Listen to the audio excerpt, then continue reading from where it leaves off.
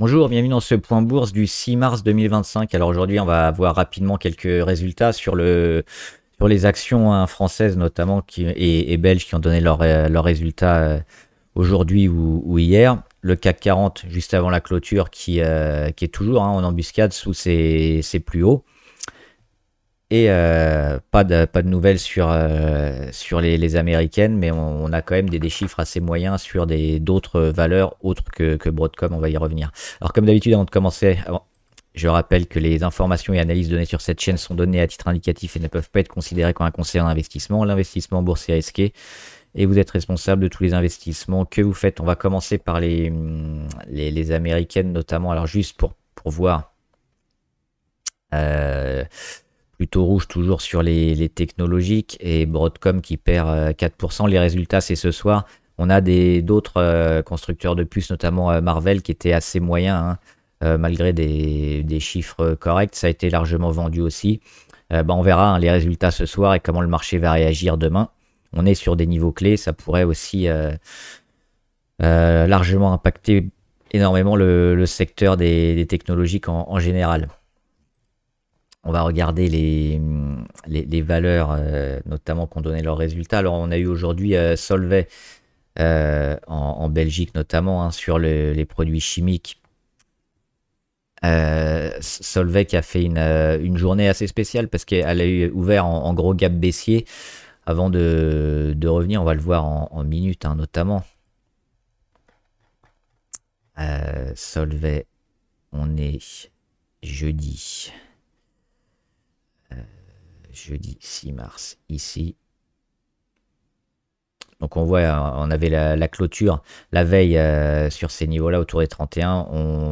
On ouvre en gap baissier, on perd énormément, près de 6% je crois, avant de rebondir fortement. Et puis dans la journée, finalement, on rattrape quasiment tout et on finit à plus 1,4 là, quelques minutes de la fin de la séance. Donc plutôt intéressant. On a un chandelier qui englobe un peu tout le reste. On finit au-dessus de la moyenne à 200. On a toujours du mal à dépasser cette zone des 32-33. Mais alors, les résultats ont été jugés un peu prudents, notamment sur les volumes. Les volumes qui vont avoir du mal à repartir. Moi, je suis toujours plutôt positif sur ce secteur. On a eu également les chiffres macro PMI qui étaient moyens en Europe, très très mauvais. On s'y attendait. Et les inscriptions hebdomadaires au chômage qui sont revenues plutôt correctes, 221 000.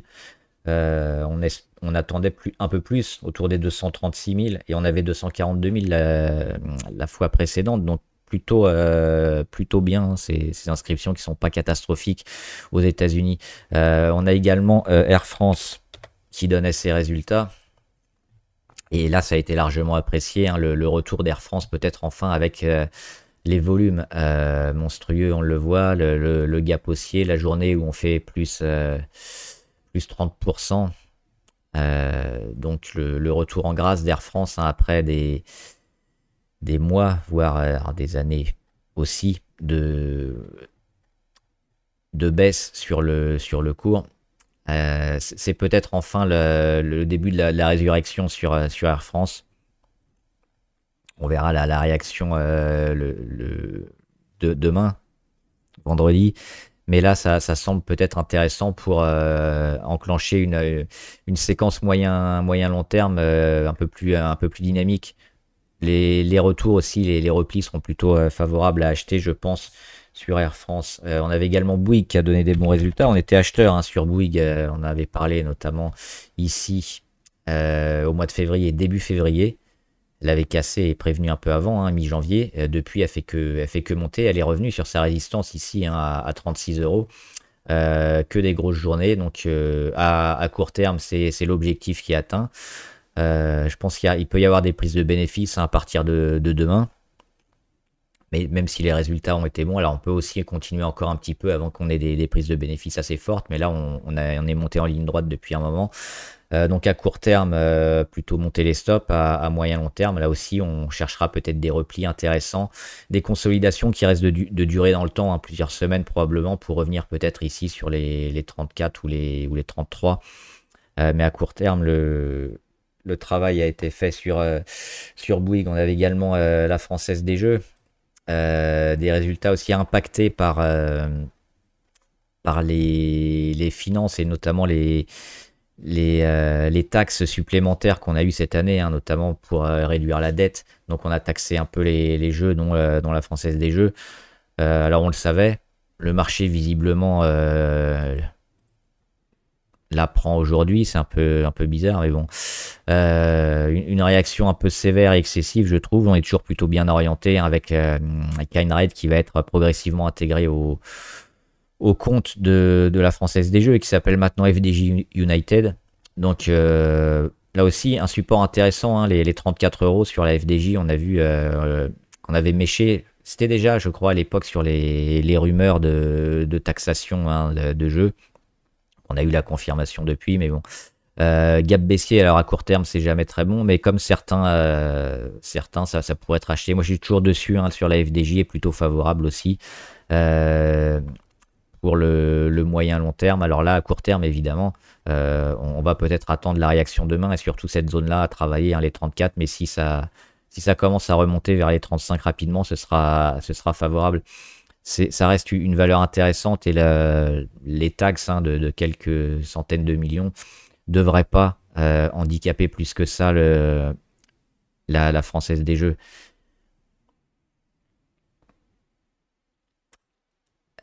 Et on va voir quelques valeurs qui vous intéressent, il y en avait pas mal aujourd'hui. AB InBev,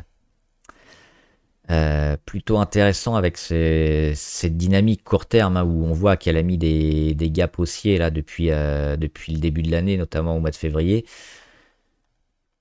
Mais on a toujours du mal, hein, à dépasser des grosses résistances autour des 63 notamment. Donc à court terme, il y a une belle dynamique. On ira peut-être un peu prendre ses bénéfices parce que là aussi, on a pris assez rapidement 30%.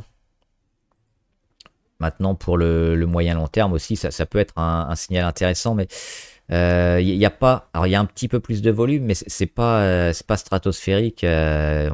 C'est bien, mais je suis pas convaincu à 100% sur AB InBev parce qu'on est finalement, hein, dans une sorte de range assez long terme et surtout cette zone-là qui était intéressante, hein, les 45, on l'avait noté avec les rachats à chaque fois et dès qu'on revient, ça rebondit, mais derrière, on n'arrive pas à continuer la tendance. Alors, les gaps haussiers, là, c'est plutôt une chose positive si on les comble pas et si on travaille avec un peu plus de volume, ce serait mieux. Applovin, je ne me souviens pas ce qu'ils font. Secteur technologique, fournisseur de plateformes logicielles pour optimiser la monétisation et le marketing. On a fini la belle hausse, hein, sur Applovin. Le dernier gap haussier ici du mois de novembre. Et celui-là du mois de février. Ils sont passés maintenant dans le passé un peu parce que on fait un nouveau gap baissier, donc on arrête un peu la tendance haussière, hein, sur Applovin. On a fait une conso plutôt forte, on le voit là, assez brutale, hein, au niveau de la pente et de la perte journalière. Maintenant, revoir peut-être éventuellement une réaction sur les 228 et un début de construction. Là aussi, ça peut mettre du temps. Voir si on est capable de garder le gap ou d'aller le combler, mais à court terme, oui, on est négatif parce qu'on met un gap baissier et puis on est toujours dans cette phase de consolidation pour le moment. Donc il faudrait revenir quelques jours plus tard pour voir si la consolidation continue d'être assez forte et négative ou s'il y a des motifs d'espoir. Arcelor, toujours haussier, hein, sur Arcelor, on l'a dit, c'est une belle valeur qui irait casser les 32 assez rapidement. Alors on savait pas si c'était court ou moyen terme, finalement elle l'a fait en quelques jours. Là, on les frôle potentiellement, hein, des prises de bénéfices ou un petit peu plus haut. Mais on est monté aussi assez fortement, hein, sur cette valeur. Donc à court terme, on se prépare peut-être à monter les stops, hein. On a un support intéressant peut-être ici sur les 30. Ou alors on en fera un peut-être un peu plus haut, mais toujours positif, hein, sur Arcelor. Maintenant, s'attendre éventuellement à de la volatilité, à des prises de bénéfices, mais on reste haussier pour le moment sur Arcelor. BYD, alors ouais, il y a pas mal de trous sur le graphique parce que c'est pas son marché d'origine, hein. BYD, il cote principalement en Chine ou à Hong Kong, je crois. Donc là, je les soit à Francfort, soit aux États-Unis, donc il y a forcément des gaps. C'est pour ça. La tendance moyen long terme me semble toujours plutôt intéressante aussi sur BYD. Maintenant, on a fait aussi une grosse progression, donc ça demande un peu des prises de bénéfices et des retours un peu plus bas. Donc ça dépend toujours de l'horizon de placement qu'on va avoir sur BYD. Moi, je suis toujours haussier à long terme sur le titre. Maintenant, à court terme, oui, on aura éventuellement cette zone-là, hein, si elle est défendue, qui peut repartir, ou un peu plus bas, une zone autour des 35, 37. Là, je dois être à Francfort. C'est ça. Mais on est en train de consolider actuellement sur BYD. Emeis, plutôt favorable, hein. On avait Clariane aussi. Emeis, on le sait, il y a le capital d'immobilier d'Emeis est largement sous-évalué, hein. Ça vaut quasiment la capitalisation du groupe. Donc, on a l'endettement qui a été enfin réglé. Ça a dilué évidemment énormément l'actionnaire, mais là, on revoit un beau retour, hein. On était tombé sous les 5 et on passe des 5 à 12 assez rapidement. Donc, sous l'impulsion aussi de projets de loi de finances où les financements ont été augmentés sur tout ce secteur d'aide à la personne et d'EHPAD notamment. Donc ça continue de monter. À moyen terme, on ira certainement encore un peu plus haut. Et c'est favorable. Ferrari, on en avait parlé, hein, Ferrari, le jour où elle est tombée. La famille Agnelli a vendu une grosse partie, alors quelques pourcents, hein, et même s'il reste actionnaire majoritaire, mais elle avait vendu, je crois que elle est passée de mémoire, c'était de 25 à 22%, quelque chose comme ça, sur Ferrari. Donc forcément, quand on vend massivement comme ça des titres, ça fait baisser le cours. Là, on revient sur des niveaux intéressants. Donc à court terme, on est toujours légèrement baissier. Il faut voir la réaction. On est toujours un peu haut, hein. On va peut-être aller sous les 30 niveaux RSI. Mais si on est capable de travailler cette zone-là, notamment des 407 euros, on retrouve un autre oblique long terme. Et puis la tendance toujours plutôt favorable sur Ferrari avec le dernier modèle aussi qui coûte très cher et qui se vend plutôt bien. Donc haussier moyen long terme, on attendra une confirmation que le support des 407 tient pour re-rentrer sur Ferrari GTT. Là aussi, les résultats ont été plutôt bons. Derrière, des prises de bénéfices. C'est une belle valeur GTT, hein. Je pense qu'il faudra rentrer aussi dessus si vous n'y êtes pas. Attendre là aussi la fin de la consolidation, parce qu'on est quand même très volatile. La consolidation est assez forte. On a mis un gap haussier juste après un gap baissier. Donc on voit un peu la grosse volatilité sur le titre. C'est pour ça qu'il vaut mieux attendre un petit peu.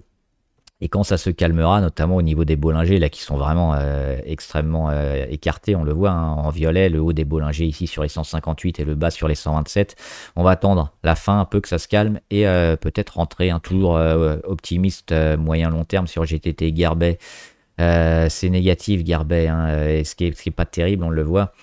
Cassure de moyenne à 200 et puis la moyenne qui s'aplatit vers le bas. Derrière le rebond technique, il est plus bas que les zones clés, notamment les 31,8 ou la moyenne à 200. Donc on est négatif. Il y aura peut-être un travail ici autour des 22,9 si on y revient, mais pour l'instant, il n'y a pas grand-chose à faire. Ochtiev, c'est sur la construction et le BTP en Allemagne. Alors peut-être aussi poussé par ce qui se passe au niveau de l'Ukraine. Je ne sais pas s'il y a eu des contrats, vous me direz en commentaire. Mais la volatilité importante aussi, ça peut être le cas. On le voit, hein, gap haussier jamais comblé au mois de juin 2024, gap haussier jamais comblé au mois de décembre 2024. On fait un petit gap baissier, mais on le comble rapidement. Et puis là, un nouveau gap haussier février 2025. Donc beaucoup de volatilité, toujours une tendance à la hausse, éventuellement du trend following à acheter. Quand on voit ça, on peut acheter les gaps et se placer. Alors là, oui, on perdrait 7 à 9%, hein, si on veut jouer le trend following. Pourquoi pas sur une petite ligne, ça peut continuer de monter. Mais si on vient à combler le gap, on aura certainement la fin de la hausse. Kaufman et Broad.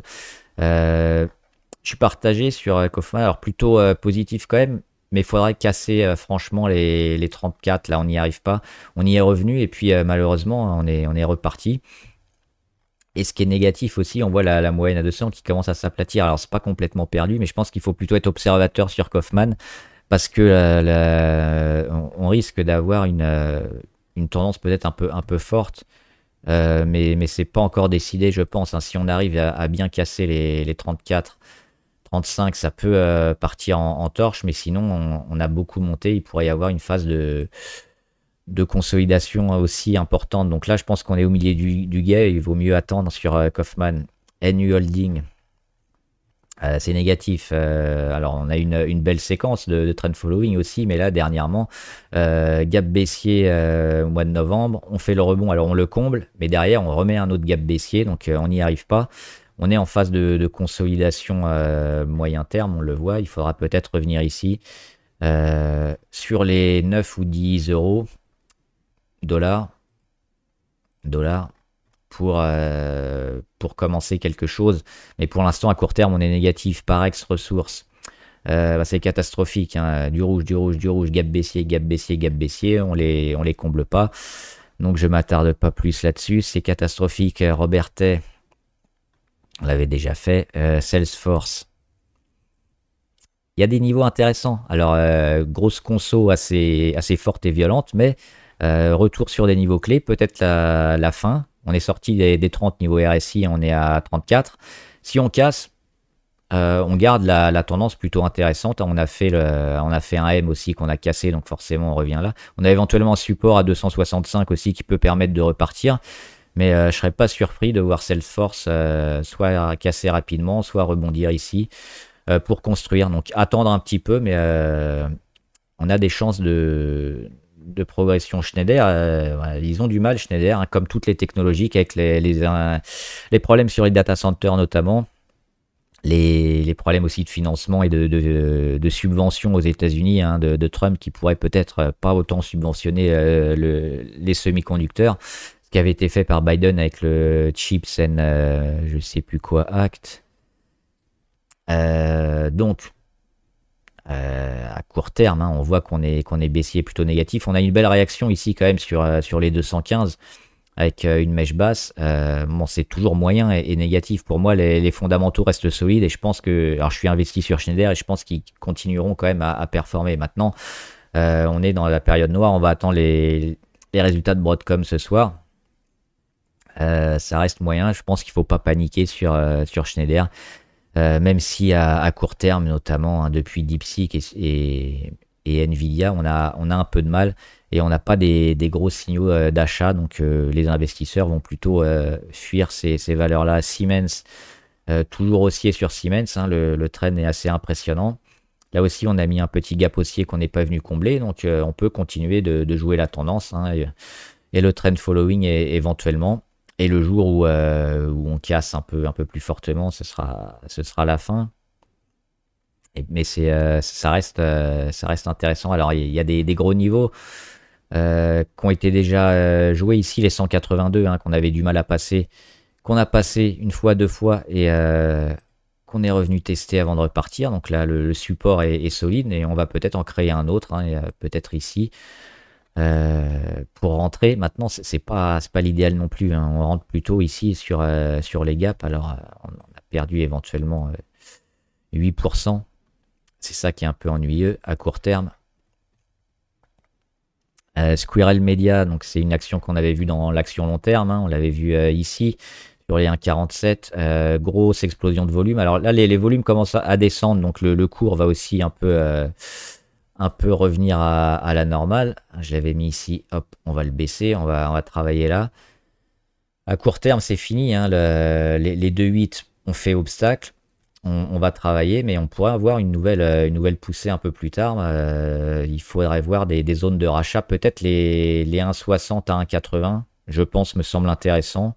Les 2,10, ça va être compliqué, mais à court terme, on est plutôt en phase de conso, donc on devrait peut-être un peu baisser, mais après construire et confirmer hein, la tendance et la rentrée de volume important sur Squirrel. Total Énergie, toujours plutôt négatif, on a ce retour sur moyenne à 200 et on ne l'a pas passé, et derrière on fait un gap baissier entre le 3 et le 4 mars, donc négatif à court terme sur Total. Plutôt attendre, là on est toujours en phase de dégradation hein, sur Total. Vinci, objectif atteint, les 115 euros. C'était les gros échecs de l'été 2024, printemps 2024. Derrière, on en a parlé souvent, hein, on répète pas, grosse explosion, donc cassure de l'oblique court terme, les résultats récemment, le gap haussier, et on va taper des nouveaux plus hauts historiques sur Vinci. Donc si on est dessus, continuez d'accompagner. On aura certainement un support autour des 115 qui sera testé, je pense, à court terme. Ou pas, mais on devrait y revenir quand même. Hein. Donc on a bien monté aussi sur Vinci. Hein. A pris plus de 20%, c'est pas forcément une action très volatile. Donc il y aura des prises de bénéfices et un cours qui se calme. Mais techniquement, on est toujours haussier, donc surveillez les 115, je pense. Si on passe en dessous, hein, faudra vendre court terme. Maintenant, moyen long terme, ça reste intéressant, mais là, on a quand même un peu entamé le gain qu'on pouvait avoir hein, sur ces dernières semaines.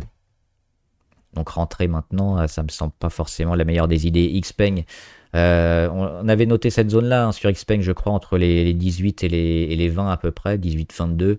On est dedans. Est-ce qu'ils vont continuer à progresser on a fait une progression sur tous les véhicules électriques chinois hein, qui était énorme. Maintenant, je pense qu'on va prendre ses bénéfices aussi. Donc les 23, difficile. Techniquement, ça reste haussier. On peut surveiller hein, la moyenne à 20. Mais pour moi, c'était déjà cette zone-là hein, qui était à jouer. On a même dépassé. Donc plutôt... Alors si on est optimiste, on va mettre des stops. Sinon, on vend. Les stops, on peut les mettre autour des 18, 18,50 ou un peu plus haut. Mais on peut se garder une possibilité, pourquoi pas, hein, d'exploser sur les véhicules. Mais il y a presque que les véhicules chinois à jouer en ce moment. Hein. Les autres n'arrivent pas à décoller, mais là aussi, long terme, on est favorable. Il y aura peut-être des retours intéressants. Mais on rentre pas trop sur ces niveaux-là. Hein. Si on est investi, on met des stops sur les 18,50 où on vend. Et on rentre pas. Voilà, j'espère que la vidéo vous a aidé. Ce soir, résultat de Broadcom, on verra les techs hein, qui ont beaucoup de mal. Et puis la suite aussi des résultats. Il n'y a plus beaucoup de résultats maintenant. C'est un peu les derniers gros. Et voilà. Bon trade, à plus.